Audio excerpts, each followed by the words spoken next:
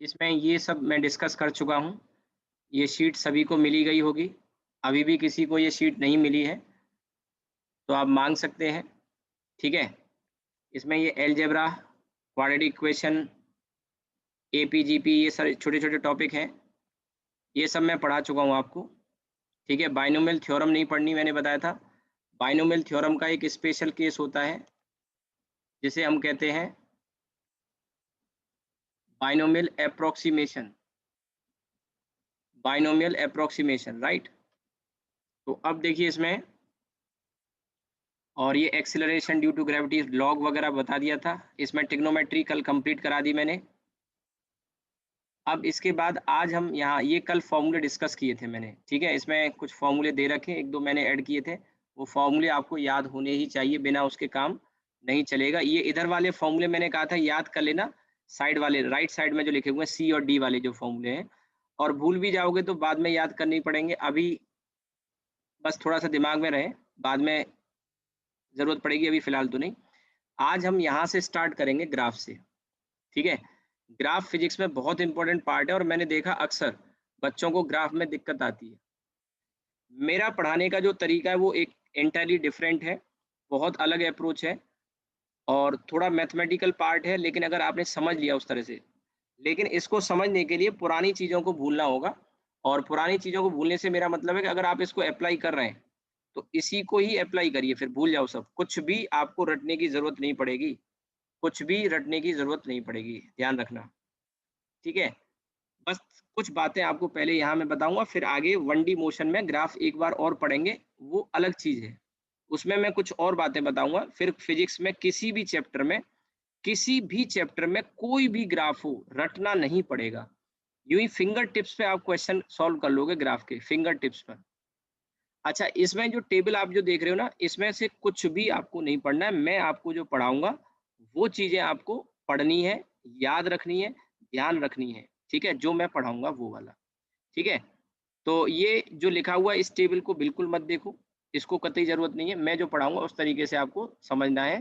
तो सबसे पहले हम आज स्टार्ट करेंगे स्ट्रेट लाइन, फिर हम आएँगे पैराबोला।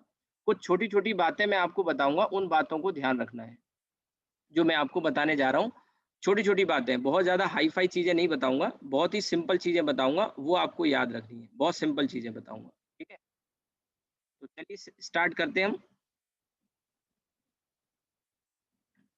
देखिए स्ट्रेट लाइन का इक्वेशन हम सब ने पढ़ी है छोटी क्लास में, 7th 8th तो नहीं, पर 9th 10th में आ जाती है। लीनियर इक्वेशन 1 वेरिएबल करके आप 2 वेरिएबल करके आप पढ़ते हो, वहाँ आ जाती है। पहचान क्या है स्ट्रेट लाइन की? y equals to mx plus c, ये लिखा है। तो इसमें एक वेरिएबल की पावर 1 और दूसरे वेरिएबल की पावर अगर 1 हो, एक वेरिएबल की पावर 1 दूसरे वेरिएबल की पावर भी 1 हो, तो इस तरह का इक्वेशन हमेशा स्ट्रेट लाइन को रिप्रेजेंट करेगा। हमेशा ग्राफ 2 वेरिएबल में ड्रॉ किया जाता है। एक वेरिएबल की पावर 1 दूसरे वेरिएबल की पावर 1 हो, सॉरी, दोनों की पावर यानी 1 हो, तो वो हमेशा स्ट्रेट लाइन को रिप्रेजेंट करेगा। ये बात आपको ध्यान रखनी है। ये बात आपको ध्यान रखनी है। एक वेरिएबल की पावर 1 और दूसरे वेरिएबल की पावर भी 1 अगर होती है, तो वो हर हाल में स्ट्रेट लाइन को रिप्रेजेंट करेगा। अब जैसे यहाँ पे आपने कहा y की पावर 1, x की पावर 1, और इसमें क्या है? इसमें x की पावर 0 है। क्योंकि आप जानते हो किसी की भी पावर 0 हो तो 1 होता है। आपको क्या करना होता है? आपको हाईएस्ट पावर नोटिस करनी होती है। y की पावर 1 और x की पावर अगर 1 होगी, तो ये पक्का स्ट्रेट लाइन आने वाला है।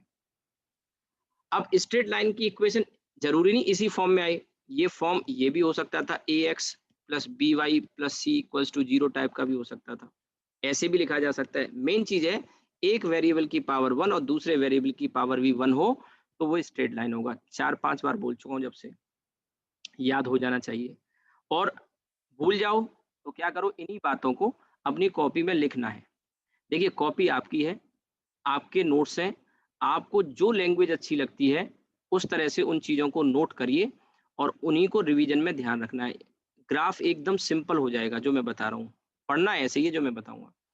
एक भी ग्राफ रटाऊँगा नहीं, एक भी ग्राफ फिजिक्स में, कोई भी ग्राफ रटने की ज़रूरत नहीं पड़ेगी।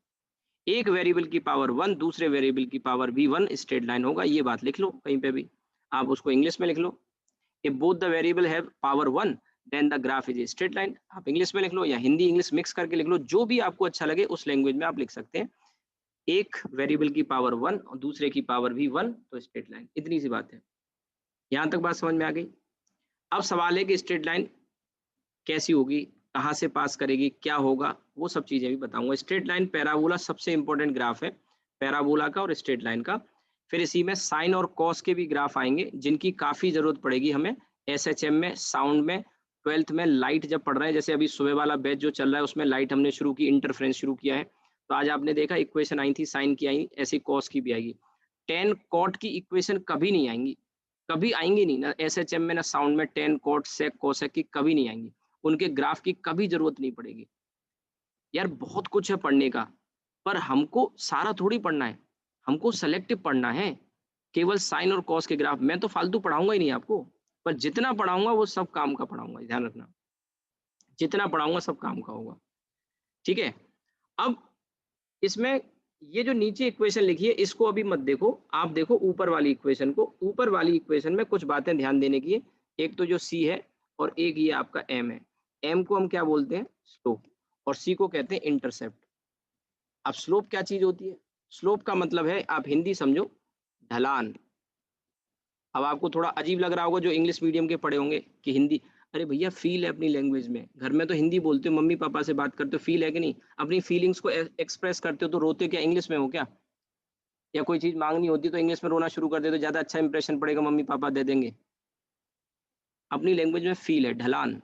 अब ढलान का मतलब क्या होता है पहले समझो, ये चीजें समझनी है, समझने का, फिजिक्स समझने का सब्जेक्ट है, ध्यान रखिएगा।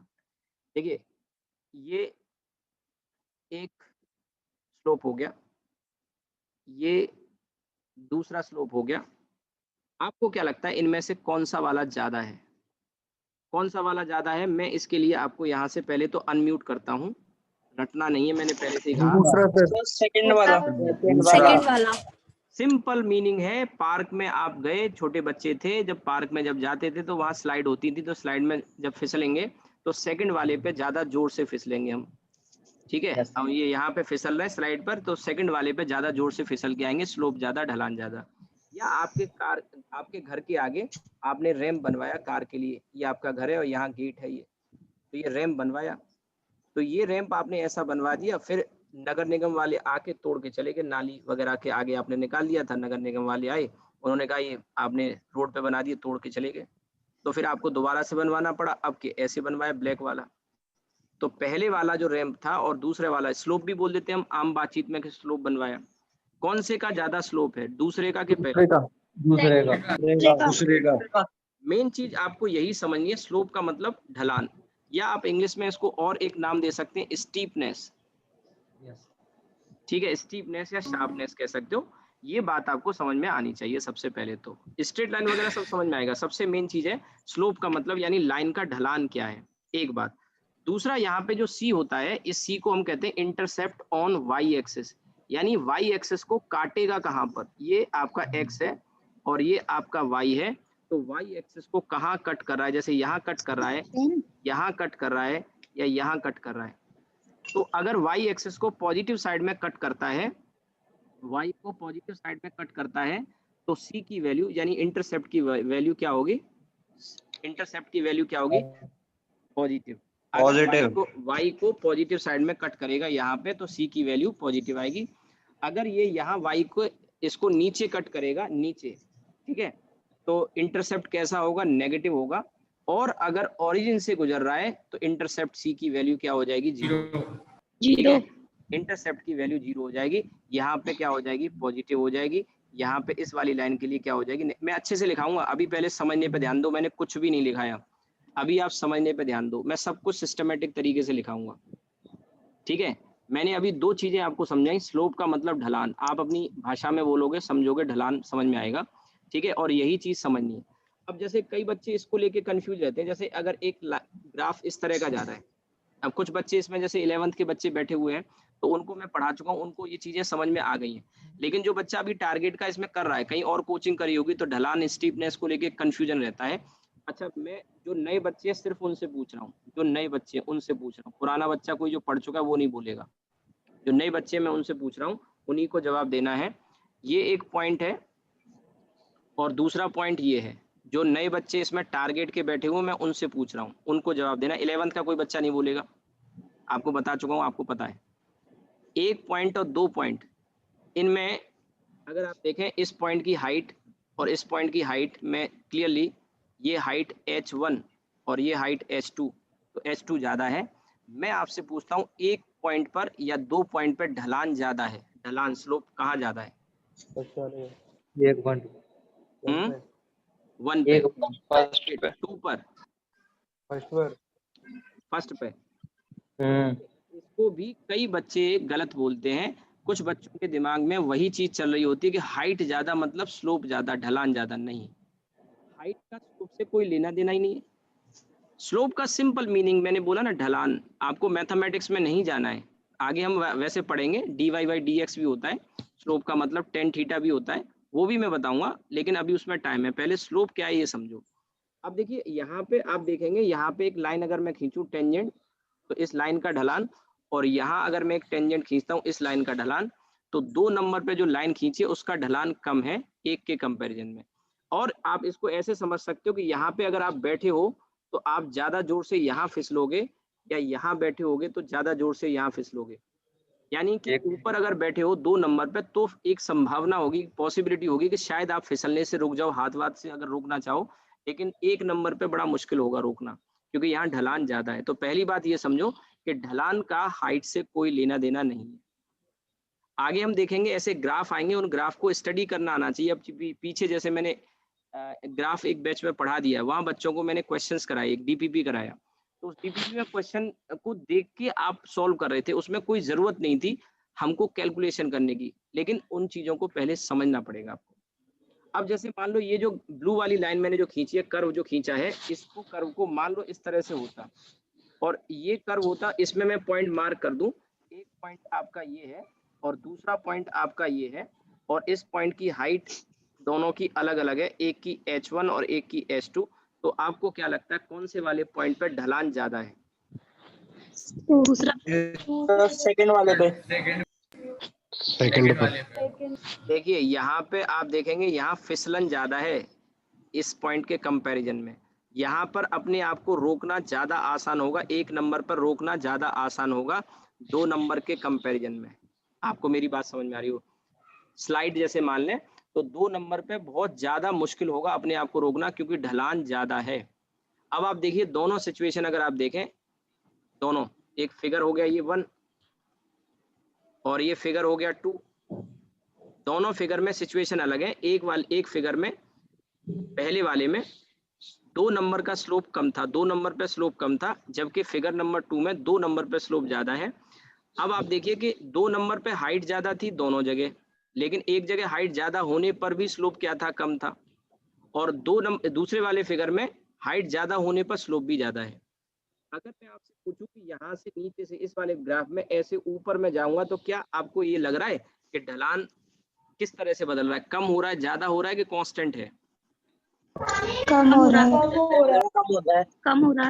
कम हो रहा है, ढलान कम हो रहा है। और आप देखोगे इस पॉइंट पे, एक पॉइंट और मैं यहाँ नाम ले रहा हूँ, थर्ड वाला पॉइंट, इस थर्ड वाले पॉइंट पे तो ढलान क्या हो गया पता है, 0 हो गया। जीरो। अगर सुनो मेरी बात को, Zero. कोई भी लाइन अगर फ्लैट हो जाती है, हॉरिजॉन्टल हो जाती है, उस लाइन का जो स्लोप होता है वो 0 होता है। ठीक है, एक और तीसरी सिचुएशन में आपके अभी देखिए स्ट्रेट लाइन पे नहीं आया, पहले स्लोप को समझ लो। स्लोप को लेके एक बड़ा कंफ्यूजन माइंड में रहता है बच्चे के, स्लोप का कंफ्यूजन दूर होना चाहिए, तब तो हम आगे बढ़ेंगे। लाइन पे तो मैं वापस लौटूंगा, पहले स्लोप का कंफ्यूजन दूर होना चाहिए। अब एक ये इस तरह का स्लाइड है, और इस तरह की स्लाइड में यहाँ पॉइंट है, एक पॉइंट ये है और एक पॉइंट ये है, लेट मी नेम इट 1 और 2, इनकी हाइट h1 h2 होगी। आप मुझे बताओ एक या दो, किस पॉइंट पे ढलान स्लोप ज्यादा है? सेकंड वाले पे। सेकंड वाले पे सेम होगी। सेम है भाई, सेम है। सेम है यार। मैं वही तो बता रहा हूँ तुमको, अभी भी कुछ बच्चे जो सेकंड वाले पे बोल रहे हैं, उनके दिमाग से वो नहीं निकल रहा है कि हाइट ज्यादा वाली चीज। मैंने इतनी देर क्या समझाया, height has to do nothing with the slope. Height का स्लोप से कोई लेना देना है ही नहीं। आपको 3 सिचुएशन बता दी मैंने, तीसरी दिखा दी। आप मुझे बताओ दोनों पॉइंट पे ढलान आपको नहीं लग रहा सेम है? अगर एक बंदा यहाँ बैठा हो, बच्चा बैठा हो, या एक बच्चा यहाँ बैठा हो, पूछा जाए किस पॉइंट पे ज्यादा फिसलने के चांस है, तो आप कहोगे दोनों पे एक जैसे चांस है। यही तो पीछे मैंने बताया इन 2 सिचुएशन में। अगर अभी भी आप ये कह रहे हैं कि स्लोप 2 पॉइंट पे ज्यादा है क्योंकि हाइट ज्यादा है, तो मेरा पढ़ाना बेकार हो गया यहाँ तक। मैं आपको यही तो कंफ्यूजन आपके माइंड से निकालना चाह रहा हूँ कि स्लोप का हाइट से कोई लेना देना नहीं है। आप सिंपल सोचो ना, सिंपल फिसलन जहां ज्यादा होगी, जहां फिसलना ज्यादा होगा वहां स्लोप ज्यादा होगा, जहां कम होगा वहां कम होगा। अब ये तो पूरी लाइन आप देखो एक ही जैसी तो है। अच्छा, मैंने आपसे यहाँ पूछा, इस वाले फिगर में क्या पूछा मैंने आपसे पूछा कि इसमें ढलान कम हो रहा है कि ज्यादा हो रहा है, आपने कहा कम हो रहा है। अच्छा, इस वाले में क्या हो रहा है भैया? बढ़ रहा है, इसमें बढ़ रहा है। और इस वाले में फिगर नंबर 3 में कांस्टेंट है। तो वही तो पूछ रहा हूँ, और क्या पूछ रहा हूँ, यही तो पूछ रहा हूँ मैं तुमसे कि ढलान कांस्टेंट है तो 2 नंबर पे 1 नंबर पे स्लोप सेम है।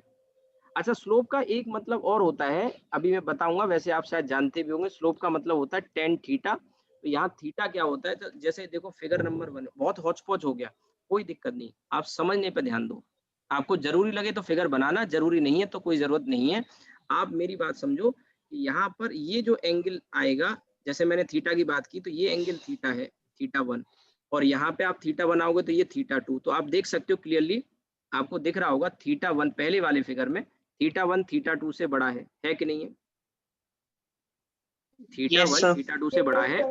और आपको अभी मैंने पीछे ट्रिग्नोमेट्री पढ़ाई हो तो शायद आपको बताया होगा कि थीटा बढ़ने पर टेन और साइन दोनों बढ़ते हैं और कॉस की वैल्यू कम होती है। तो theta 1 will be greater than theta 2, यानी slope eight point 1 will be greater than slope eight point 2। मैं किसके लिए लिखा रहा हूँ ये? फिगर 1 के लिए, ठीक है। एक नंबर पे जो स्लोप होगा वो 2 नंबर से ज्यादा होगा, क्योंकि स्लोप का दूसरा नाम क्या होता है? टेन थीटा होता है। ऐसे ही यहाँ पे अगर आप देखो तो ये एंगल को मैं अल्फा 1 कह रहा हूँ और इस वाले में अल्फा 2 कह रहा हूँ। तो क्या लग रहा है आपको, बड़ा कौन सा है, अल्फा 1 के अल्फा 2? अल्फा 2 बड़ा है। तो जब 10 की वैल्यू निकालोगे तो 10 अल्फा 1 से 10 अल्फा 2 बड़ा होगा, यानी कि एक नंबर पे जो स्लोप आएगा अब के, उससे 2 नंबर पे स्लोप जो आएगा वो ज्यादा आएगा। इसके बाद आप देखो तीसरे वाले फिगर में मैं आपसे पूछता हूँ, यहाँ पे मैंने एक एंगल लेट बीटा कहा, बीटा 1, और यहाँ पे भी एक एंगल मैंने कहा बीटा 2। तो आपको क्या लगता है बीटा 1 और बीटा 2 में बड़ा कौन है? इक्वल दोनों बराबर होंगे, बराबर। दोनों बराबर हैं। तो 10 बीटा और 10 बीटा 2 दोनों बराबर हो गए, यानी स्लोप दोनों पॉइंट पे क्या हो गया? बराबर हो गया। मैं आपको सिर्फ एक चीज समझाना चाह रहा था, आपके माइंड से कंफ्यूजन निकालना चाह रहा हूँ कि स्लोप का हाइट से कोई लेना देना नहीं है। हाइट ज्यादा होगी तो ऐसा पॉसिबल है कि स्लोप कम हो, पॉसिबल है मैंने कहा, और हाइट ज्यादा होने पे भी ज्यादा हो सकता है और सेम भी हो सकता है, हाइट डिफरेंट हो तो। 3 फिगर आपके सामने है। तो स्लोप को लेके एक कंफ्यूजन तो आपको ये पहले माइंड से हटाना पड़ेगा कि हाइट का कोई लेना देना नहीं है। स्लोप का सिंपल मीनिंग मैंने आपको कितना सिंपल सा एग्जांपल बताया।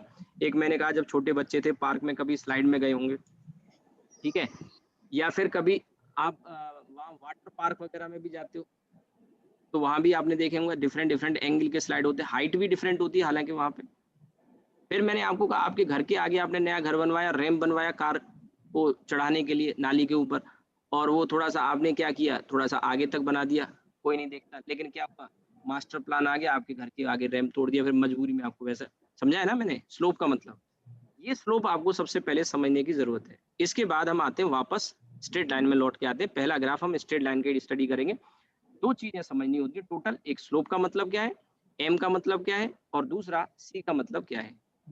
अब अगर आपको कुछ जरूरी लग रहा हो इसमें तो आप इसका स्क्रीनशॉट ले सकते हो और बाद में कॉपी में नोट कर लेना। अभी स्ट्रेट लाइन में मैंने कुछ भी नहीं पढ़ाया, मैंने सिर्फ स्ट्रेट लाइन में स्लोप का मतलब बताया है कि स्लोप का मतलब क्या होता है, अभी कुछ भी नहीं पढ़ाया, पढ़ाऊंगा। आप चाहो तो इसका स्क्रीनशॉट ले सकते हो, स्लोप को समझाया, ठीक है। और इससे आपको ग्राफ को एनालाइज करने में बहुत हेल्प मिलेगी। ग्राफ की स्टडी, आप आगे जाके डॉक्टर इंजीनियर बनोगे तो किसी सिचुएशन को, जैसे पेशेंट आता है तो पेशेंट की रिपोर्ट्स देख के एनालाइज करोगे कि नहीं। और डायग्नोसिस बहुत इंपॉर्टेंट होती है, आप जानते हो मेडिकल साइंस में। आपके पास मरीज आया, फीवर आ रहा है, आपने कहा अरे फीवर है, वो वायरल चल रहा है, फिर सही नहीं हुआ, मालूम पड़ा, फिर बाद में कहा अच्छा मलेरिया हो सकता है, मलेरिया भी चेक करा लिया, कुछ नहीं हुआ। और फिर उसके बाद में फिर आपने कहा टाइफाइड लग रहा है शायद, तो टाइफाइड की दवा चली, उतने में मर गया मरीज, महीने भर से इलाज करा रहा था, मर गया। अरे भैया केवल फीवर थोड़ी, और भी तो सिम्टम्स देखो ना। अब वो सिम्टम्स सबके अलग अलग होते हैं, तो डायग्नोसिस बहुत इंपॉर्टेंट होती है। एक अच्छा डॉक्टर वो बनेगा जो डायग्नोसिस अच्छी कर लेगा। या आप इंजीनियर बन रहे हैं तो बिल्डिंग का डिजाइन बनाएंगे, तो आप देखेंगे ना कि मुझे 10 माले की बिल्डिंग खड़ी करनी है या बुर्ज खलीफा के बराबर बनानी है, तो जब बिल्डिंग ऊंची बनानी है तो आपको उसकी नींव को भी, फाउंडेशन को भी तो नीचे से उसी हिसाब से रेज करना पड़ेगा, सारी कैलकुलेशन एनालिसिस करनी पड़ेगी। तो ग्राफ में आपको कुछ नहीं करना है, केवल एनालिसिस करना है, ग्राफ को देखना है, और आगे मैं शीट कराऊंगा, आप देखना क्वेश्चन ऐसे ही फिंगर टिप्स पे सॉल्व कर लोगे आप। ठीक है, चलिए लौट आते हैं वापस, आपने स्क्रीनशॉट ले लिया होगा, यहाँ मैं बता रहा था आपको। और अब इसमें यहाँ से मैं इसको तो साइड में कर देता हूँ, अब फिर से फ्रेश स्टार्ट करता हूँ। सबसे पहले आप समझो स्ट्रेट लाइन का ग्राफ, अब मैं लिख रहा हूँ। तो स्ट्रेट लाइन की इक्वेशन की पहचान मैंने आपको बताई, y equals to M x plus C. अब मैं देखिए रिपीट कर रहा हूँ, कुछ बच्चे 10-10 मिनट क्लास में लेट एंट्री ले रहे हैं। अब भैया इससे तो घर पे ही बैठो, मत लो एंट्री यार। अगर मैं ये रिपीट नहीं करता तो आपके ये निकल जाएगा।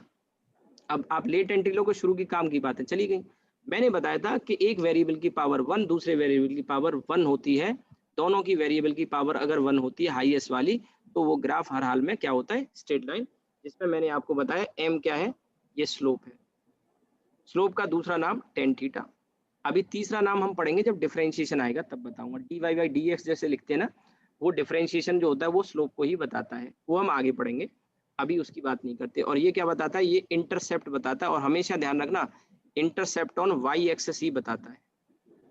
ठीक है, ये बात ध्यान रखनी है। तो अब देखिए सबसे पहले इसको देखते हैं कि अब क्या है ये। तो सबसे पहली सिचुएशन मैं आपके सामने रखता हूं, ये आपका एक्स एक्सिस है, ये वाई एक्सिस है, और इसमें यहाँ मैं स्ट्रेट लाइन कुछ खींच रहा हूँ अपनी तरफ से। ये 3 स्ट्रेट लाइन है, इसको मैं नाम दे देता हूँ 1 नंबर, 2 नंबर और 3 नंबर। तीनों लाइन की खासियत पता है क्या है, तीनों लाइन के लिए जो स्लोप है, स्लोप m जिसकी वैल्यू मैंने कहा टेन थीटा। और आप ध्यान देंगे हमेशा, अभी कल ही ट्रिग्नोमेट्री खत्म करी है, तो मैं आपको उसमें एक बात बता रहा था कि जो परंपरा है वो ये है कि एंगल यहाँ से एंटी क्लॉकवाइज सेंस में मेजर किया जाता है। यानी एंगल आप यहाँ से मेजर करेंगे थीटा, यहाँ से मेजर करेंगे थीटा, यहाँ से मेजर करेंगे थीटा। और आप क्लियरली देख सकते हैं कि ये थीटा की वैल्यू है वो 90 डिग्री से कम है, थीटा की वैल्यू 90 डिग्री से कम है। और अगर 90 डिग्री से कम होगी तो जो टेन थीटा की वैल्यू आती है वो पॉजिटिव आती है। हम इसको कहते हैं कि स्लोप क्या है, पॉजिटिव। ऐसे समझो, लाइन का स्लोप क्या है, पॉजिटिव। अगर एंगल थीटा हमारा 90 से कम होता है तो स्लोप हमारा पॉजिटिव होता है। एक बात तो ये। दूसरी और एक आसान बात बताता हूं, अगर कोई भी लाइन पॉजिटिव एक्स की तरफ झुकी है, अगर कोई भी लाइन पॉजिटिव एक्स की तरफ झुकी है तो उसका स्लोप पॉजिटिव होगा। अगर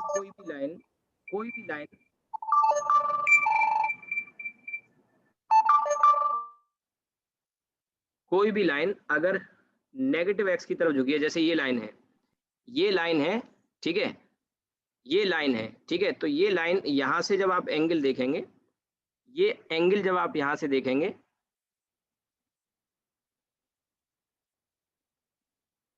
ठीक है, तो ये जो एंगल आएगा आप देखेंगे क्लियरली 90 से बड़ा है, और ये लाइन नेगेटिव एक्स की तरफ झुकी है कि नहीं। तो 10 में कल ही बताया था, जब एंगल 90 से बड़ा रखेंगे, जैसे 120 तो सेकंड क्वाड्रेंट में गया, तो 10 की वैल्यू नेगेटिव आएगी। तो दो बातें होती है यहाँ पे कि एंगल 90 से बड़ा है तो m यानी स्लोप की वैल्यू क्या होगी, स्लोप की वैल्यू क्या होगी, नेगेटिव होगी। ठीक है, स्लोप की वैल्यू क्या होगी, नेगेटिव, स्लोप की वैल्यू नेगेटिव होगी। ठीक है, स्लोप की वैल्यू नेगेटिव होगी, एक बात। दूसरी बात, ऐसे सोच सकते हो कि लाइन नेगेटिव एक्स की तरफ अगर झुकी है, नेगेटिव एक्स की तरफ झुकी है, तो उसका स्लोप कैसा होगा, नेगेटिव होगा। मैंने दो तरीके बता दिए आपको, जो अच्छा लगे उससे सोच लो। मैंने कहा एंगल अगर 90 से छोटा है, रूल ये है कि हमेशा पॉजिटिव एक्स एक्सेस से एंटी क्लॉकवाइज सेंस में हम एंगल मेजर करेंगे, एंटी क्लॉकवाइज सेंस में मेजर करेंगे। ठीक है, आई थिंक मेरी बात समझ में आ गई होगी। ठीक है, अब इसके बाद देखिए, इसमें भैया सोनू पुंडीर करके कोई क्लास में एंटर हुए हैं जनाब, सोनू पुंडीर। सोनू पुंडीर कौन है, व्हाट्सएप करके बता दो मुझे। और बिना परमिशन के क्लास में मैं एंट्री तो दे देता हूँ, लेकिन एटलीस्ट अगर आपको क्लास ज्वाइन करनी है तो आप करिए, कम से कम एक मैसेज करके आओ कि I have to join your class. ठीक है, आपका डेमो है, 2 दिन 3 दिन फ्री है, आप क्लास करिए, अच्छा लगता है कंटिन्यू करिए। बट अभी तो मैंने अलाउ कर दिया सोनू, या मुझे व्हाट्सएप पे मैसेज करो अगर किसी डिफरेंट उससे कर रहे हो डिवाइस से। अब क्या है कि मैंने पासवर्ड नहीं डाल रखा, इसलिए कि आसानी से आप इन और एग्जिट कर सकते हैं, बार बार पासवर्ड एंटर करना पड़ेगा, वो आपकी सहूलियत के लिए, लेकिन ये नहीं कि लिंक किसी के भी पास पहुंच जाएगा तो वो ज्वाइन कर सकता है। परमिट तो मैं ही करूंगा ना यहाँ से आपको, अभी मैंने अलाउ कर दिया है।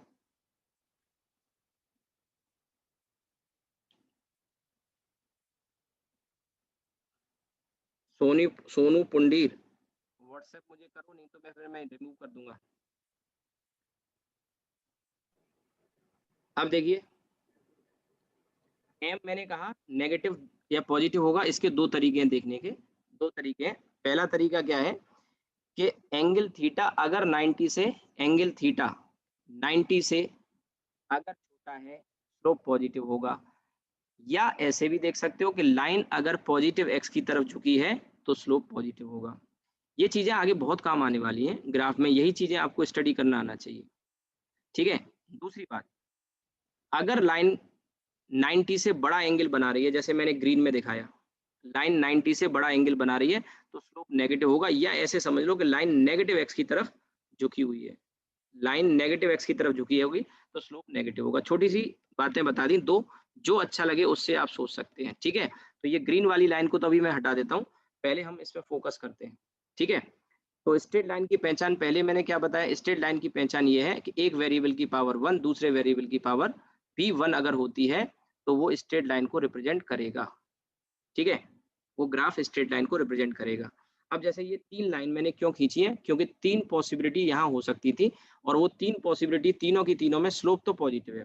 कैसे पता लग रहा है, 3 लाइन है, तीनों की तीनों लाइन पॉजिटिव साइड में झुकी हुई है, इसलिए स्लोप पॉजिटिव है। लेकिन तीनों लाइन में एक और डिफरेंस ये है कि ये वाली जो लाइन है 1 नंबर वाली, वो पॉजिटिव वाई साइड में काट रही है, तो इसकी इक्वेशन आएगी, y equals to M x, m positive है, और प्लस सी। सेकेंड वाली लाइन की इक्वेशन आएगी y equals to M x, m यहाँ पे भी पॉजिटिव है, और माइनस सी। तीसरा आपका आएगा y equals to M X, sorry minus C नहीं, बीच वाली लाइन की इक्वेशन में सी की वैल्यू क्या आ जाएगी, 0 आ जाएगी। 0। ठीक है, आपको मेरी बात समझ में आई हो?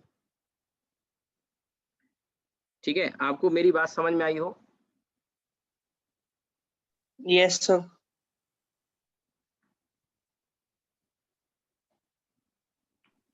सर थर्ड में y is equals to mx minus c नहीं होगा? अभी लिख रहा हूँ बेटा, अभी लिखा कहाँ है पूरा, अभी लिख ही रहा था। बीच वाली जो मैंने इक्वेशन लिखी है y equals to M x plus C, और इसमें क्योंकि ये ओरिजिन से जा रहा है तो इसके लिए देखो यहाँ मैं लिख देता हूँ अलग से दूसरे कलर से, ये आ जाएगा c, इसका पॉजिटिव आ जाएगा, इस वाले का 0 आ जाएगा, तो y equals to M x हुई। और जो थर्ड वाली लाइन है वो c इक्वल्स टू नेगेटिव, ठीक है, और y equals to M x minus C हो जाएगा। कोई भी बच्चा नया ज्वाइन करता है, आप इस लिंक को किसी भी बच्चे के साथ शेयर कर रहे हैं तो वो मेरी परमिशन से ही ज्वाइन कर रहा है, मैं उसको एंटर करूंगा, करो क्लास, कोई मना नहीं है, बट एटलीस्ट क्लास से पहले या क्लास के दौरान एक मैसेज ड्रॉप करो कि I am this and I want to join your class. ठीक है, आप मेरी मर्जी के बिना क्लास नहीं, मैंने अलाउ किया तब क्लास कर रहे हैं, करो, कोई दिक्कत नहीं, मना नहीं कर रहा हूँ मैं। आप 2 दिन 3 दिन तो वैसे भी फ्री डेमो होता है, करिए, क्लास के लिए मना नहीं है, लेकिन कम से कम आप व्हाट्सएप करके आओ, अच्छा लगता है। वैसे किसी घर जाते हैं तो आप बता के तो जाते हैं ना कि मैं आपके घर आ रहा हूँ और मुझे आज आपके घर खाना खाना है, या ऐसे ही पहुँच जाओगे कि अरे यार हम घर आए हैं, खाना वगैरह बनवाओ हमारे लिए, भाभी जी से बोलो, ऐसा होता है क्या? मतलब अभी भाभी जी तो नहीं होंगे, आप तो बच्चे हैं, आपके दोस्त होंगे, मतलब मेरा कोई दोस्त आए तो ऐसे थोड़ी बोलेगा।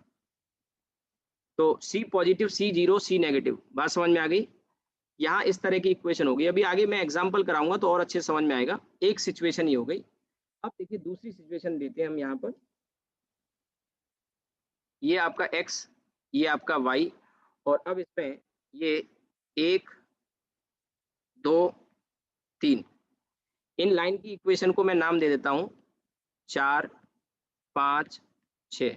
ठीक है, उनसे डिफरेंट है। तो सबसे पहली चीज आपको जो नोटिस करनी चाहिए वो ये, यहाँ पे एंगल थीटा पॉजिटिव एक्स से एंटी क्लॉकवाइज सेंस में ही नापा जाएगा। तो आप क्लियरली देख सकते हैं थीटा क्या है, थीटा क्या है, पॉजिटिव 90 से बड़ा है, इसलिए स्लोप तीनों की तीनों लाइन का स्लोप क्या होगा, m, नेगेटिव होगा। पहली बात। दूसरी बात, ये जो लाइन है ये पॉजिटिव में कट कर रही है, ये ओरिजिन से जा रही है, और ये नेगेटिव में कट कर रही है। तो ये वाली जो लाइन है इसके लिए c की वैल्यू पॉजिटिव होगी, इस वाली लाइन के लिए c की वैल्यू 0 होगी, और इस वाली लाइन के लिए c की वैल्यू क्या होगी, नेगेटिव। यानी इस लाइन की इक्वेशन में अगर लिखूं तो ये कुछ minus y equals to minus m x plus c type की आएगी। इसकी equation y equals to minus m x की आएगी। इसकी इक्वेशन कुछ y equals to minus m x minus c type की आएगी। देखो याद कुछ नहीं करना है। आप सोच रहे हो कि 6 लाइन होगी याद, अरे याद नहीं करना है। अभी मैं पूछूंगा तुम एकदम से जवाब दोगे, बिल्कुल सही जवाब आएगा। ठीक है, ये हो गया। आप इसको नोट करते चलिएगा, और नोट करने में टाइम लगे तो स्क्रीनशॉट ले लिया करो। अब ये 6 लाइन हो चुकी हैं। 6 के बाद ज्यादातर केस में तो आप इसी तरह की सिचुएशन को हैंडल करेंगे। अब इसमें और क्या पॉसिबिलिटी हो सकती है, देखिए यहाँ पे भी ये भी इस तरह की लाइन हो सकती है। ये वर्टिकल लाइन भी हो सकती है, ये आपका x, ये आपका y। ठीक है, और अब इसमें सबसे पहली बात, यहाँ पे इसका स्लोप क्या होगा। अच्छा, स्लोप का मतलब मैंने क्या बताया, टेन थीटा। तो सबसे पहले तो आप एंगल थीटा देखोगे तो क्या हो जाएगा, 90 हो जाएगा। और वैसे तो मैथमेटिक्स के हिसाब से 10 90 की वैल्यू नॉट डिफाइंड होती है। क्या होती है, नॉट डिफाइंड। लेकिन फिजिक्स में आप इन्फिनिटी बोलोगे चलेगा। और एक चीज समझो कि इससे ज्यादा स्लोप हो नहीं सकता। आपने कहा सर इसका स्लोप ज्यादा नहीं है, 4 नंबर 5 नंबर 6 नंबर वाली लाइन का स्लोप ज्यादा नहीं है। नहीं, मैं ऐसे पूछता हूँ, जैसे इस लाइन पे तुम्हें चलना हो या इस वाली लाइन पे चलना हो, वो ज्यादा मुश्किल होगा या इस दीवार पे चढ़ना मुश्किल होगा। जाहिर सी बात है कहोगे इस दीवार पे मुश्किल होगा। स्लोप का मतलब यार ढलान बता दिया, आप एंगल से मत रिलेट करो। आप सोच रहे होंगे सर इसमें तो एंगल 90 से भी बड़ा हो गया ना, इससे मतलब नहीं है। 90 से बड़ा तो हो गया लेकिन ढलान तो कम हो गया ना। आप इस लाइन पे जब चढ़ोगे यहाँ पे तो इतना मुश्किल थोड़ी है जितना कि इस लाइन पे चढ़ना मुश्किल होगा, इस वाली लाइन पे। आपको मेरी बात समझ में आ रही हो। तो ये जो लाइन है वर्टिकल लाइन, इसका स्लोप सबसे ज्यादा होता है। मैंने क्या बोला, वर्टिकल लाइन बोला मैंने। वर्टिकल लाइन का स्लोप सबसे ज्यादा होता है। और मैथमेटिक्स वाली भाषा में अगर मैं बात करूं तो m की वैल्यू नॉट डिफाइंड होगी, पर मैं यहाँ इन्फिनिटी लिख रहा हूँ। ये मेडिकल वाले बच्चों के लिए चल जाएगा। इन्फिनिटी हालांकि सही नहीं है, 10 90 की वैल्यू इन्फिनिटी नहीं होती, नॉट डिफाइंड होती है, पर चल जाता है। फिजिक्स में इतना गुना माफ है, मैं इसलिए इन्फिनिटी लिख रहा हूँ। अब मेडिकल के बच्चे को नॉट डिफाइंड समझ में नहीं आ रहा होगा क्या चीज है, तो आप इन्फिनिटी बोलो चलेगा, आपका इतना गुना माफ है फिजिक्स में। ठीक है, एम इन्फिनिटी, और इसे मैक्सिमम स्लोप कहते हैं। कोई भी वर्टिकल लाइन होगी उसका स्लोप सबसे ज्यादा होता है, ध्यान रखना। यानी लाइन जैसे जैसे वर्टिकल होती जाएगी, चाहे लेफ्ट से हो या राइट से हो, ठीक है, उसका स्लोप बढ़ता जाता है, ध्यान रखना, स्लोप बढ़ता जाता है। एक बात। दूसरी बात, यहाँ अगर आप देखें तो इसमें लाइन वाई एक्सिस पे तो कट ही नहीं मार रही। अब सवाल ये है कि एम, इसकी इक्वेशन क्या होगी। तो देखो कट तो रही है लेकिन एक्स एक्सिस पे कर रही है, तो यहाँ पे कुछ नेगेटिव सी में कट कर रही है, यहाँ पॉजिटिव सी में कट कर रही है। तो इस लाइन की इक्वेशन पता है क्या होती है, इस लाइन की इक्वेशन होती है, ध्यान से समझिएगा नहीं तो मैं दोबारा भी बता दूंगा। ये जो लाइन है, खड़ी लाइन है, वर्टिकल लाइन है, तो ये एक्स एक्सिस को कट कर रही है, तो इसकी वैल्यू लिखी जाएगी X equals to plus C. और इस वाली लाइन की इक्वेशन लिखी जाएगी X equals to minus C. ठीक है, X equals to plus C और X equals to minus C. बात समझ में आ गई, X equals to plus C, X equals to minus C, क्योंकि पॉजिटिव एक्स में काट रही है और दूसरी वाली नेगेटिव एक्स में काट रही है। अब आपके मन में एक सवाल आ रहा होगा कि सर ये बीच में भी एक लाइन आपने खींची थी, इसकी भी तो इक्वेशन होगी। अच्छा, इन इक्वेशन के एक सेकेंड, नंबरिंग अगर मैं कर दूं तो जैसे 4 5 6 है, वैसे ही 7 8 और 9। तो बीच वाली जो लाइन छूट गई है उस लाइन की इक्वेशन जानते हो क्या है, उस लाइन की इक्वेशन होती है एक्स इक्वल्स टू 0। और ये सुन के बड़ा इंटरेस्टिंग और अजीब सा लग रहा होगा। क्यों इंटरेस्टिंग और अजीब सा है, क्योंकि वाई एक्सिस की इक्वेशन एक्स इक्वल्स टू 0 है।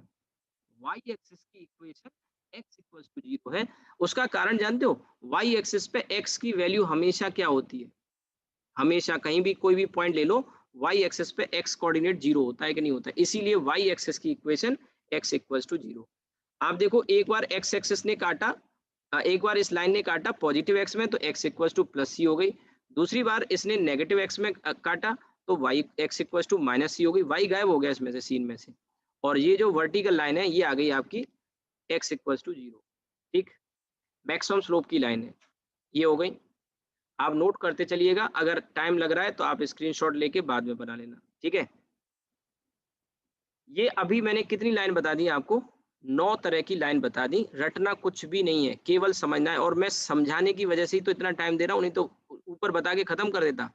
मैं सारी पॉसिबिलिटी आपको यहीं सिखा दूंगा, और उसमें कुछ भी रटना नहीं है आपको, नथिंग, कुछ भी रटना नहीं है, ध्यान रखना, सारी पॉसिबिलिटी मैं यहीं करा दूंगा आपको।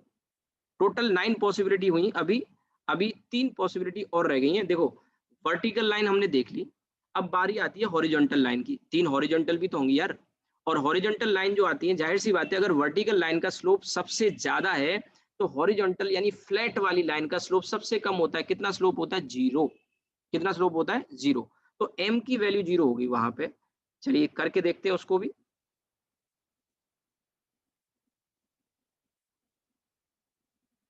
इसमें 1, 2 और 3, ये आपका एक्स एक्सिस। हाँ, अब इस लाइन में आपने देखा कि ये जो लाइन मैंने खींची है, let me name it, number it first, 11, 12 और 13, ठीक है। ये जो 3 लाइन है, इन 3 लाइन में ये वाई एक्सिस को काट रही है। पिछले वाले केस में वाई एक्सिस को एक भी लाइन नहीं काट रही थी, 7, 8, 9, इसलिए वहां पे हमने सी की वैल्यू तो लिखी, लेकिन वो एक्स के साथ लिखी, वाई के साथ नहीं लिखी। अब यहाँ पे आप देखो, सबसे पहली बात, तीनों लाइन के लिए जो स्लोप है, स्लोप m यानी कि टेन थीटा, वो 0 है, और 0 को मिनिमम बोला जाता है फिजिक्स की भाषा में। मैथमेटिक्स के हिसाब से मत चलना, क्यों, मैं मैथमेटिक्स के हिसाब से बात कर रहा हूँ। देखो कि जैसे मान लो कि आपका स्लोप -2 आ गया और एक बार स्लोप 0 आ गया। अब आपने कहा सर -2 तो छोटा होता है सर 0 से, ये नहीं चलेगा फिजिक्स में, फिजिक्स में ये नहीं चलेगा।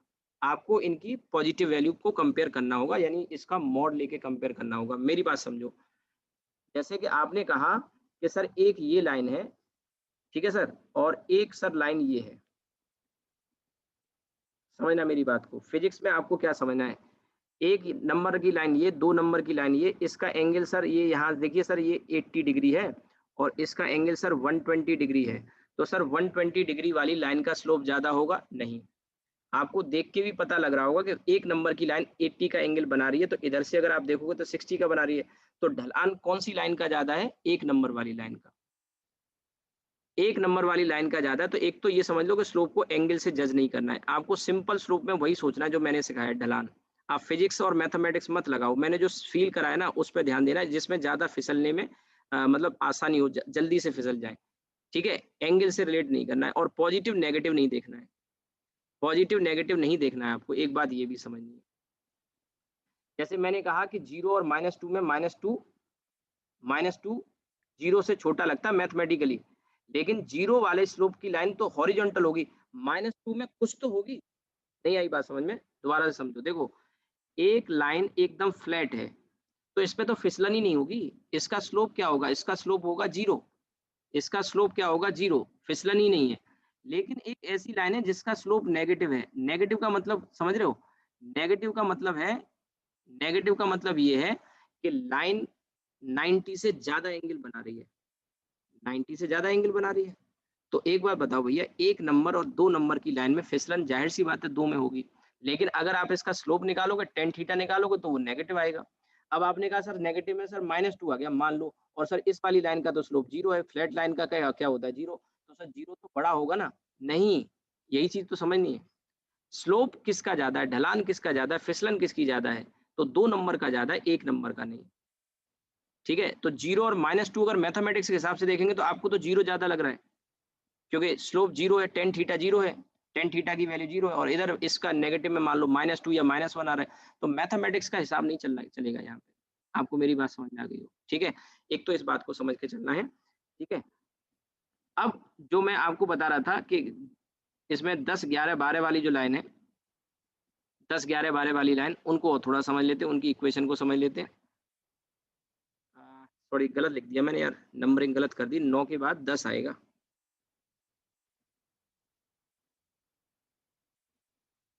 ये 10, ये 11 और ये 12, ठीक है।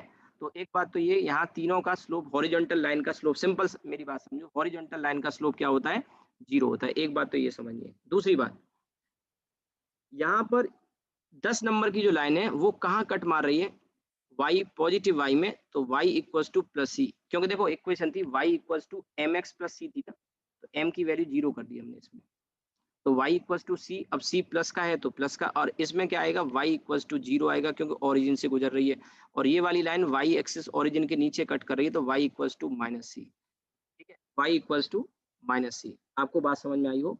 और यहाँ भी एक इंटरेस्टिंग फैक्ट आपके सामने आया, और वो इंटरेस्टिंग फैक्ट ये है कि एक्स एक्सिस की इक्वेशन, 11 नंबर की जो लाइन है, एक्स एक्सिस की इक्वेशन y इक्वल्स टू 0 होती है। हालांकि मेडिकल वाले बच्चे इस पे ध्यान ना भी दे चलेगा, इंजीनियरिंग वाले बच्चों को ये जरूरत पड़ती है कि एक्स एक्सिस की इक्वेशन होती है y इक्वल्स टू 0, क्योंकि एक्स एक्सिस पे y कोऑर्डिनेट क्या होता है, 0 होता है हमेशा, आप जानते हो y कोऑर्डिनेट क्या होता है, 0। आपको बात समझ में आ गई होगी। अब बारी आती है कि आपने कितना सीखा। मैंने आपको बहुत कुछ सिखाया, लेकिन सवाल ये है कि आपने कितना सीखा। अब बारी आती है उसके टेस्ट करने की कि ये लाइन कौन सी होगी। देखो, आपको आंसर जो देना है, जवाब जो देना है, वो इन्हीं 12 लाइन में से बताना है मुझे। सिर्फ मैं आपको यहाँ से अनम्यूट कर दूंगा, आपको 12 लाइन, 1 2 3 4 5 6 7 8 9 10 11 12, ठीक है, ये 12 लाइन में से बताना है कौन सी वाली लाइन हो सकती है इनमें से, जो मैं हो सकती है क्या होगी ये बताना है। मैं एक इक्वेशन आपके सामने लिखूंगा, एक इक्वेशन लिखूंगा, तो चलिए आप बताइए मुझे। जैसे एक एग्जांपल मैं दे रहा हूँ, और सब लाइन मैंने आपके सामने बना दी, अगर रह भी गया हो स्क्रीनशॉट ले लेना। एग्जांपल में मैं लिख रहा हूँ 3x plus 4y plus 5 equal to 0, कौन से नंबर की लाइन होगी, कौन से नंबर की लाइन होगी आप बता सकते हैं मुझे। पहले तो देखो, ये जो फॉर्म है वो फॉर्म आपको समझना होगा, और इसमें मैंने लिखा 3x plus 4y plus 5 equal to 0, तो कौन से नंबर की लाइन, 1 2 3 4 5 6 7 8 9 10 11 12, ठीक है, इनमें से कौन से नंबर की लाइन होगी, ये एक चीज बतानी है आपको, ठीक है। पहले देख लो आराम से, और देख लो, समझ लो, उसके बाद मैं आपको यहाँ से अनम्यूट करूंगा, फिर आप बोल सकते हैं, बता सकते हैं।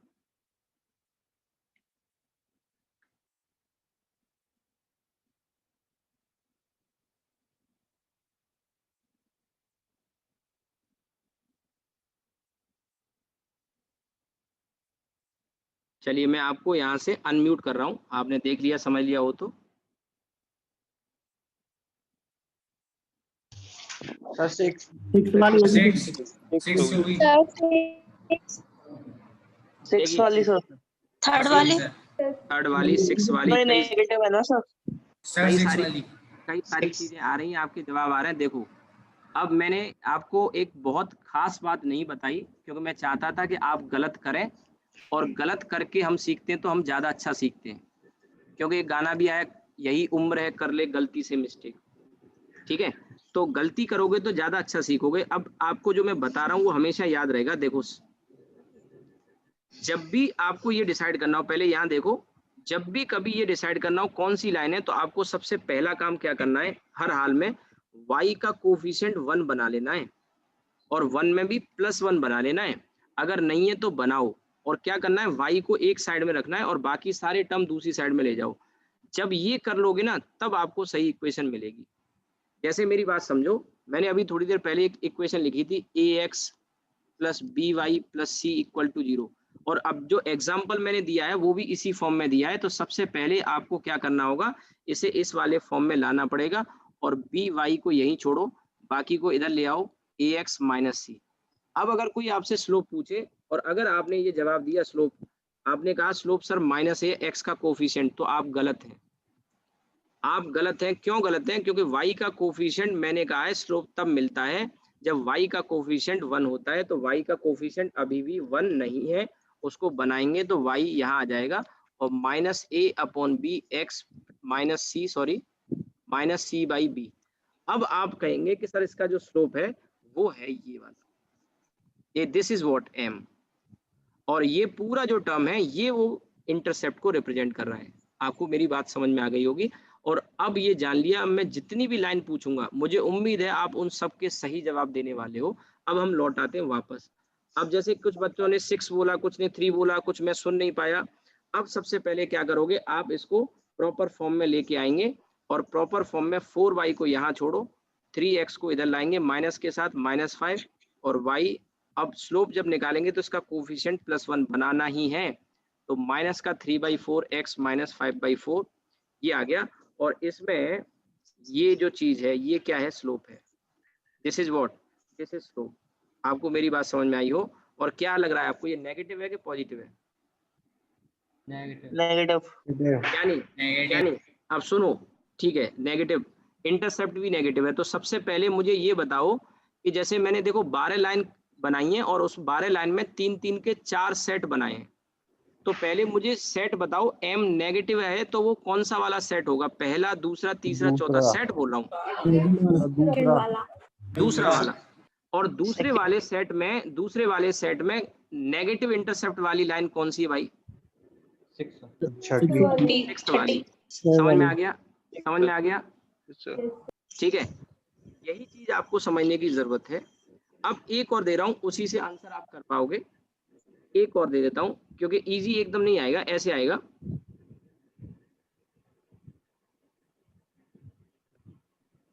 इसको बताओ कौन से नंबर की लाइन होगी, आपने नोट तो किया होगा।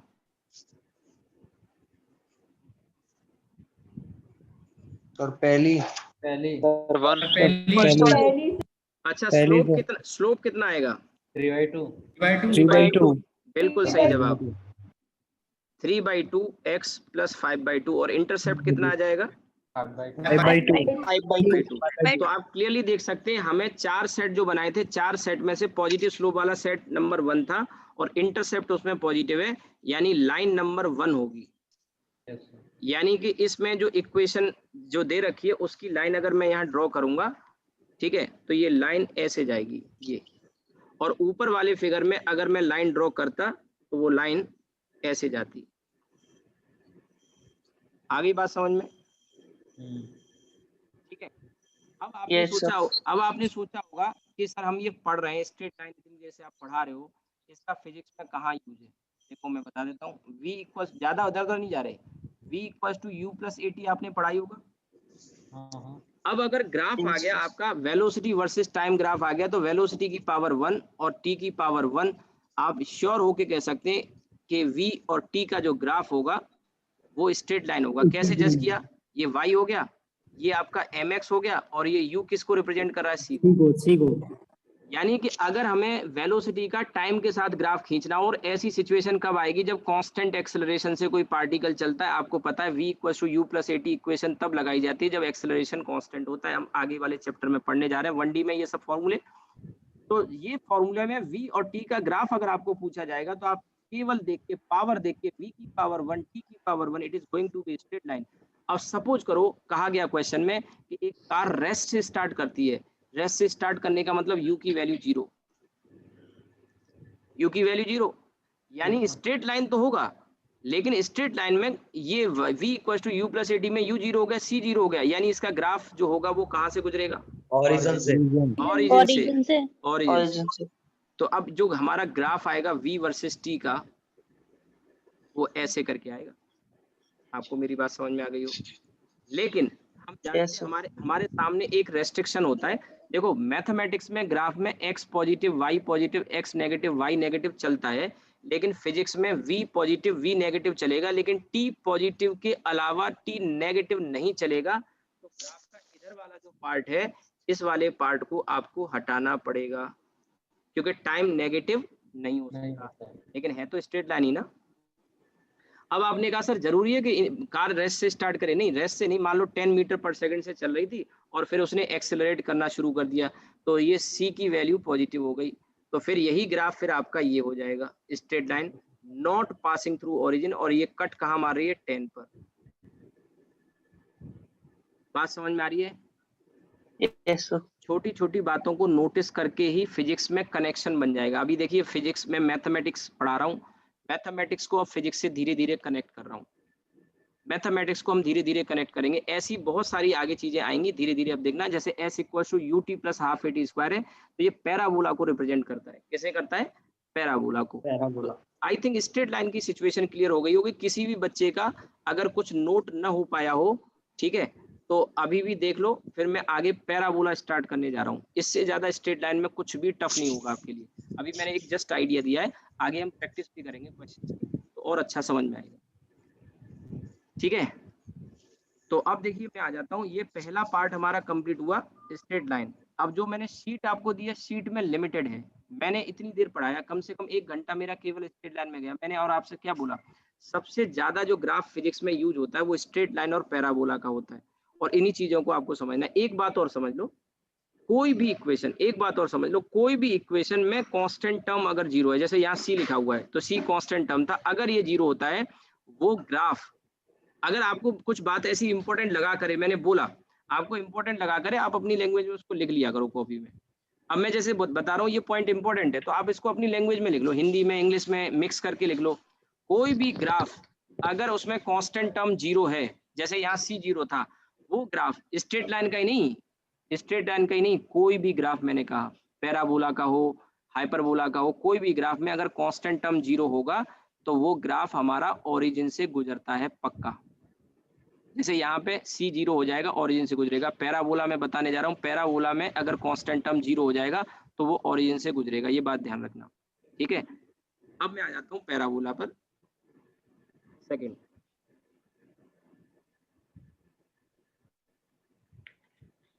पैराबोला की पहचान क्या है? सबसे ज्यादा ग्राफ यही इस्तेमाल होते हैं। पैराबोला की पहचान ये है, y equals to A X square plus B X plus C. ये c क्या है? कांस्टेंट टर्म है, और इस c के साथ चाहो तो x की पावर जीरो लिख सकते हो। क्यों? क्योंकि x की पावर जीरो हो या किसी की भी पावर जीरो हो, 1 होता है, तो मैं ऐसे लिख सकता हूँ। इसमें आपको कोई ऑब्जेक्शन नहीं होना चाहिए। अब समझो मेरी बात। पैराबोला की पहचान क्या है? मैंने स्ट्रेट लाइन की पहचान बता दी, दोनों वेरिएबल की पावर 1 1। पैराबोला की पहचान ये है कि एक वेरिएबल की पावर 1 होती है और दूसरे की हाईएस्ट पावर 2 होती है। एक की 1, दूसरे की 2। आपने कहा बाकी का क्या होगा? मैंने हाईएस्ट बोला ना, इसकी 1 है, इसकी 0 है, तो ये तीनों x के टर्म है, तो इनमें हाईएस्ट पावर 2 है और दूसरी साइड में 1 है। ठीक है, आपने कहा y की पावर 1 होना जरूरी है ना, मैंने ऐसा नहीं कहा। y की पावर ये ऐसे भी हो सकता था, x यहाँ हो और a y square b y plus c type का हो। कहने का मतलब यह है कि एक वेरिएबल की, किसी भी एक वेरिएबल की पावर 1 और दूसरे वेरिएबल की पावर 2 अगर होगी तो हर हाल में पैराबोला होगा। आपने कहा सर ये इक्वेशन तो कुछ जानी पहचानी लग रही है। हाँ बिल्कुल, क्वाड्रेटिक इक्वेशन है। ये क्या है? क्वाड्रेटिक इक्वेशन है। और क्वाड्रेटिक इक्वेशन आपने कितनी पढ़ी है? आपने अल्फा बीटा रूट वगैरह निकाले होंगे, वो रूट फॉर्मूला, धराचार्य फॉर्मूला पढ़ा होगा।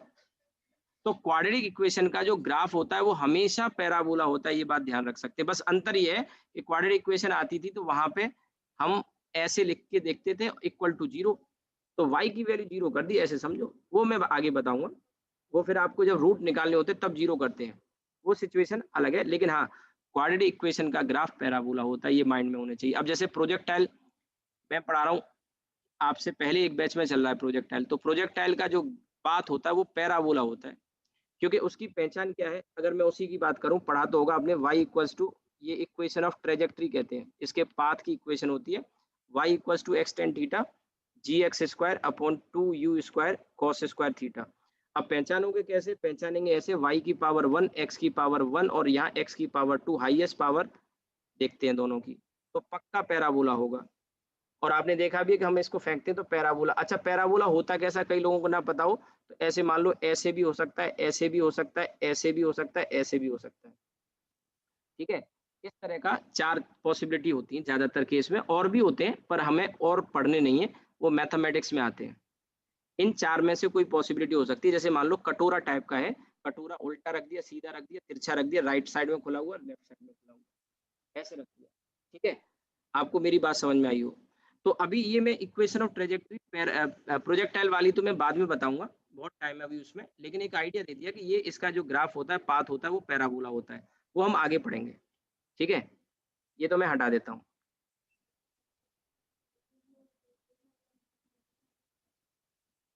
ठीक है। अब देखो पैराबोला y की पावर 1 x की पावर 2 हाईएस्ट देखी जाती है। अच्छा ये वाला जो टर्म है जो लास्ट में लिखा हुआ है x की पावर 0, ये लिखा थोड़ी होगा, वहां पे c लिखा होगा। ये तो मैंने समझा दिया कि इसमें आप चाहो तो आप एक चीज नोटिस कर सकते थे कि यहाँ पावर x की पावर 2 फिर x की पावर 1 और x की पावर 0 हो गई। अब इसमें क्या क्या पॉसिबिलिटी हो सकती है समझो, कई सारी बातें जानने की है। ये वाला जो b है, ये वाला जो c है, ये दोनों में से एक या दोनों 0 हो सकते हैं, होंगे ही जरूरी नहीं है। लेकिन पैराबोला की इक्वेशन के लिए ए कभी भी 0 नहीं हो सकता। आपने कहा सर अगर हो गया तो, आप सोचो अगर ए 0 हो गया तो बचा क्या, ये बचा, फिर तो भैया ये स्ट्रेट लाइन हो जाएगी, पैराबोला थोड़ी होगा। पावर 2 वाला टर्म गायब नहीं होना चाहिए, पावर 2 वाला टर्म गायब नहीं होना चाहिए, नहीं तो पैराबोला बचेगा ही नहीं, फिर स्ट्रेट लाइन रह जाएगा। आपने कहा सर बी और सी के जाने से कुछ होगा, कुछ खास नहीं फर्क पड़ेगा। पैराबोला राइट लेफ्ट ऊपर नीचे दाएं बाएं थोड़ा बहुत खिसक सकता है। जैसे आपने कहा सी 0 होने से क्या होगा, सी 0 होने से कंफर्म हो गए पैराबोला कांस्टेंट टर्म 0 हो गया, पैराबोला ओरिजिन से जाएगा, अभी बता रहा था। आपने कहा बी के 0 होने कोई फर्क नहीं पड़ रहा है, थोड़ा बहुत इधर उधर शिफ्ट हो जाता है, लेकिन ए 0 नहीं हो सकता, ध्यान रखना, ठीक है। तो अब आपने कहा सर इस तरह का भी आ सकता है क्या, ऐसा आ सकता है यहाँ पे, यानी इस तरह का भी इक्वेशन आ सकती है कि केवल ये लिखा आ जाए। हाँ बिल्कुल, क्यों नहीं आ सकती, अपनी कंडीशन सेटिस्फाई हो रही है कि नहीं, y की पावर 1 x की पावर 2 है, पैराबोला होगा। अब आपने कहा सर आपने 4 पैराबोला बता दिए अभी यहाँ पे, तो कैसे डिसाइड करेंगे, देखो समझो, 2 तो ये हो गए ऊपर नीचे वाले, और एक ये लेफ्ट और राइट वाले, ऐसे 4 पैराबोला हम देखेंगे ज्यादातर केस में, 4 तरह के पैराबोला देखेंगे। अब इन चारों में से कौन सा कैसे होता है, मैंने देखो अभी क्या बात बताई आपको, जो काम की बात है उनको नोट किया करो। ये इक्वेशन तो सामने दिख रही है, ये तो नोट करोगे ही, लेकिन काम की बात मैंने क्या बोली, मैंने एक काम की बात बोली, और वो ये थी कि एक वेरिएबल की पावर 1 दूसरे की 2 होती है, हाईएस्ट वाली y की ही होगी या x की होगी, जरूरी नहीं, किसी एक की 2 दूसरे की 1 होनी चाहिए, हाईएस्ट वाली, तो पैराबोला होगा। एक बात ये नोट कर ली। अब दूसरी बात अब बताने जा रहा हूं मैं आपको। दूसरी बात ये है कि अगर हाईएस्ट पावर का कोफिशिएंट, हाईएस्ट पावर का टर्म ये है एक्स स्क्वायर वाला, इसका कोफिशिएंट ए है, अगर ये पॉजिटिव होता है, अगर ये पॉजिटिव होता है तो पैराबोला पॉजिटिव साइड में खुलेगा। अब आपने कहा सर पॉजिटिव साइड में कैसे खुलेगा, जैसे ये वाला ऊपर की तरफ पॉजिटिव साइड में खुल रहा है, या ये पॉजिटिव एक्स की तरफ या ये पॉजिटिव वाई की तरफ, तो इन्हीं दोनों में से कोई एक होगा, यानी या तो ये वाला या फिर ये वाला, इनमें से नहीं हो सकता, इनमें से नहीं हो सकता। मैं फिर से रिपीट कर देता हूं, हाईएस्ट पावर के जो टर्म है, हाईएस्ट पावर का जो टर्म है उसका जो कोफिशिएंट है ये ए, ये कोई नंबर होगा 3 4 5 -2 टाइप का, अगर ये पॉजिटिव है तो पैराबोला पॉजिटिव साइड में खुलेगा। यानी कि मैं इनकी नंबरिंग और कर देता हूँ, 1 2 3 और 4। अगर ए पॉजिटिव है तो पैराबोला, आप ऐसे लिख लिया करो, अगर ए पॉजिटिव है तो पैराबोला पॉजिटिव साइड में खुलेगा, यानी एक या दो में से कोई होगा। दूसरी बात आपको क्या लिखनी है, अगर ए की वैल्यू नेगेटिव है, अगर ए की वैल्यू नेगेटिव है तो पैराबोला नेगेटिव साइड में खुलेगा, यानी 3 या 4 में से होगा। अब आपने कहा सर चलो ये तो ठीक है, 4 में से 2 कम कर दिए, लेकिन अभी भी तो श्योर नहीं हुए, बता रहा हूँ ना, केबीसी चल रहा है, 50-50 लाइफ लाइन वाली है, हमने 2 हटा दिए, ए पॉजिटिव नेगेटिव देख के, एक को पॉजिटिव अगर है तो फिर 3 4 में से नहीं हो सकता, एक या दो में से होगा। अब सवाल ये आता है, अब सवाल ये आता है कि एक या दो में से कौन सा होगा, 50-50 लाइफ लाइन तो ले ली, अब उनमें से भी नहीं आता था, फिर क्या करोगे, एक और लाइफ लाइन लोगे, कोई क्लू लोगे, फोन ए फ्रेंड करोगे। अब एक या दो में से कौन सा होगा, उसका तरीका क्या है, उसका तरीका ये है कि जिस वेरिएबल की पावर कम होती है, क्लास डिस्टर्ब नहीं यार, क्लास डिस्टर्ब नहीं प्लीज, जिस वेरिएबल की पावर कम होती है, आप मेरी बात सुनो, जिस वेरिएबल की पावर कम होती है, y की पावर कम है, तो पैराबोला उसी वेरिएबल की तरफ मुड़ेगा। जैसे y की पावर 1 है तो एक नंबर और 2 नंबर में अगर आप गौर करें तो एक नंबर ऐसे बना लिया करो, यहाँ पे ये x एक्सिस बना ली और ये y एक्सिस बना ली। तो आप मुझे बताओ इन दोनों में से एक नंबर या 2 नंबर में से अगर आप नोटिस करो तो 2 नंबर वाला ग्राफ x की तरफ मुड़ता जा रहा है और ये एक नंबर वाला ग्राफ y की तरफ मुड़ता जा रहा है। तो जिसकी पावर कम होती है ना, जिसकी पावर कम होती है, ग्राफ उसी की तरफ मुड़ता है।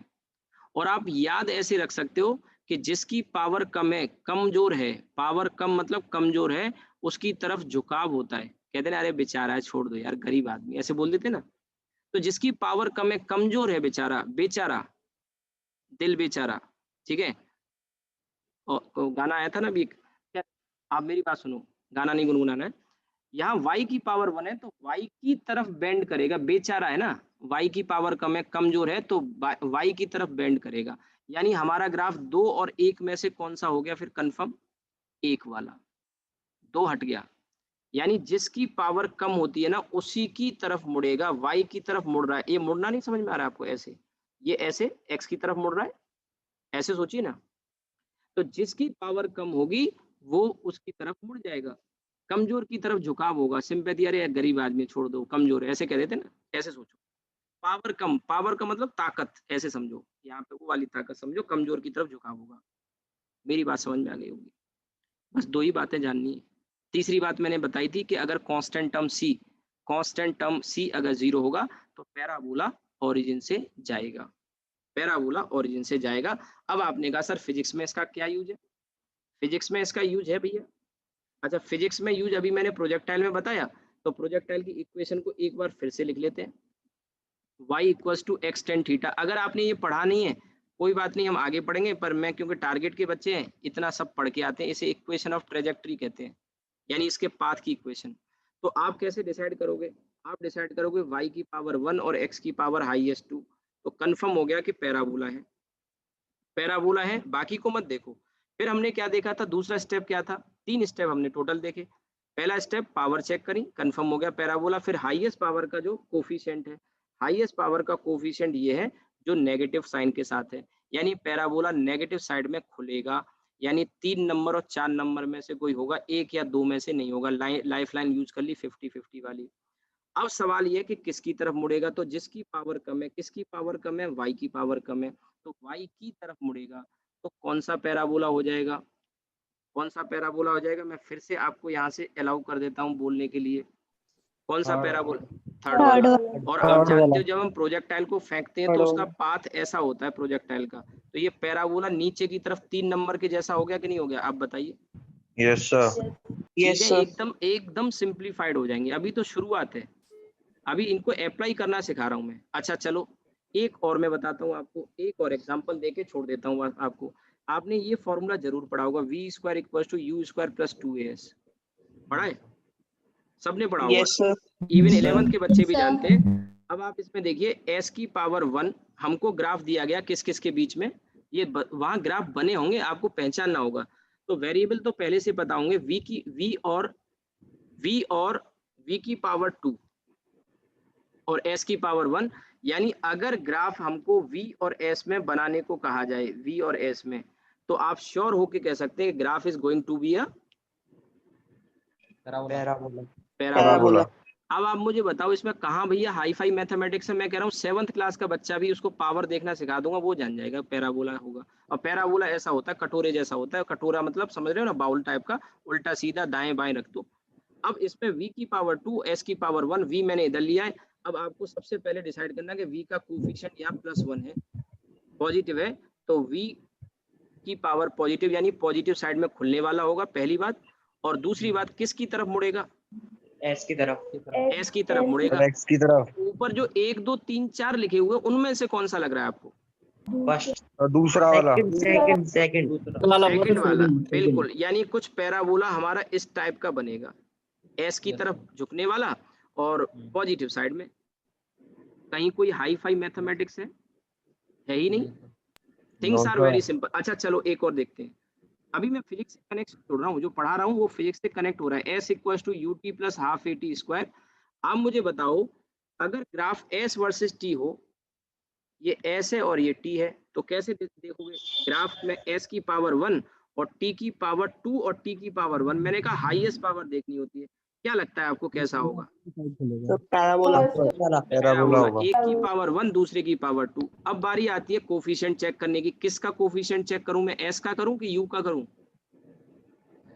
एस का, अरे बहुत बढ़िया बहुत बढ़िया। ठीक है। मैंने बेवकूफ बनाया और ठीक तुम है। बन गए। ठीक है। मैंने बेवकूफ बनाया और तुम बन गए।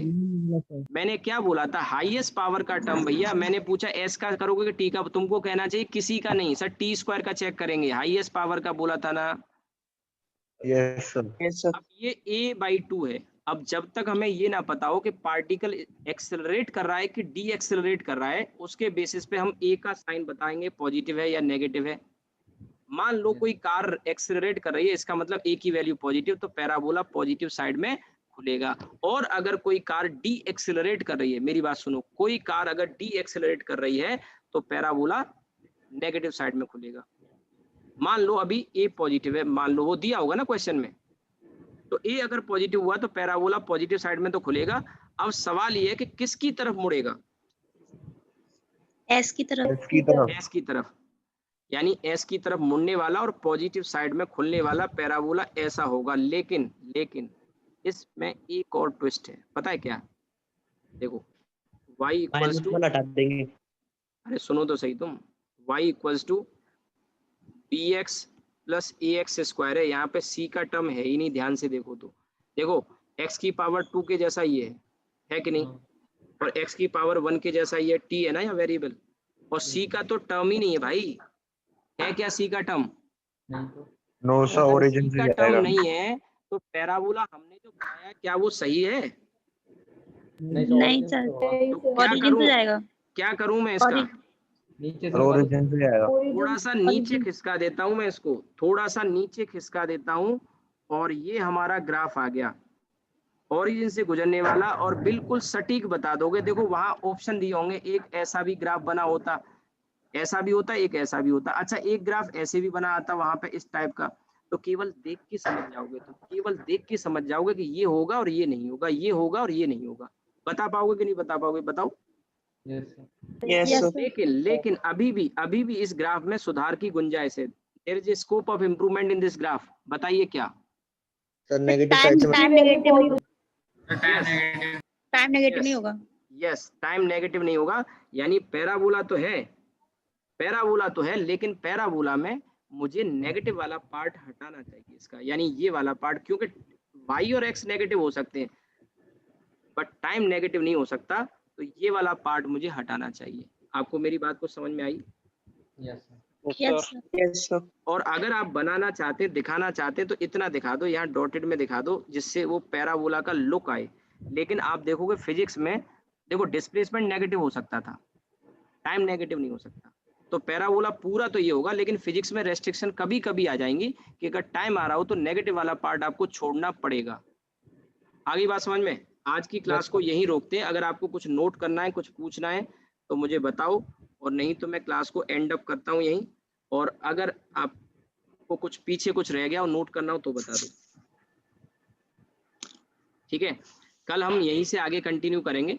आई होप कि आपको समझ में आया होगा। मैं बहुत ही फंडामेंटल बेसिक लेवल पे चीजें बता रहा हूँ, हाई फाई कुछ भी नहीं बताऊंगा, और इतने हाई फाई सवाल आप ऐसे ही आसानी से कर लोगे, क्योंकि मैं इसमें मैथ्स ला ही नहीं रहा हूँ, बीच में छोटी छोटी चीजें पॉइंट कर रहा हूँ, उन्हीं पे गौर करने की जरूरत है। आप देखना फिजिक्स के सारे क्वेश्चन निकलेंगे, ग्राफ के सारे क्वेश्चन निकलेंगे, आपको बहुत आसान लगेगा ग्राफ। चलिए आज रुकते हैं, और कोई डाउट हो तो पूछ लेना। अभी शुरुआत है शीट में, अभी 2 ही चीजें हमने कवर करी ग्राफ में, ग्राफ अभी कल भी चलेगा।